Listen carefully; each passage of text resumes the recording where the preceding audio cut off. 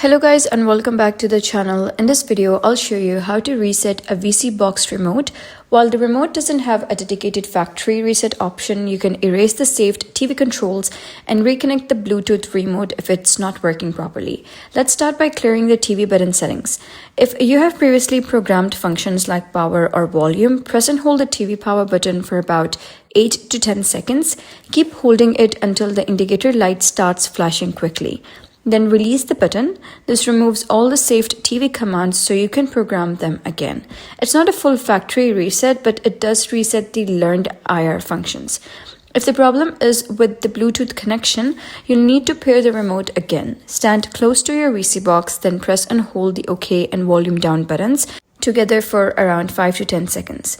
Continue holding them until the pairing message appears on your TV. On some VSeeBox models, the home button is used instead, but OK plus volume down is the most common pairing method.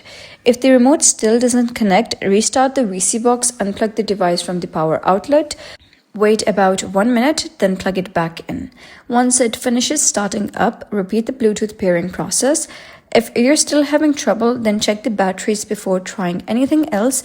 Replace both of the batteries with a fresh matching pair, as weak batteries are one of the most common reasons a remote fails to pair or respond correctly.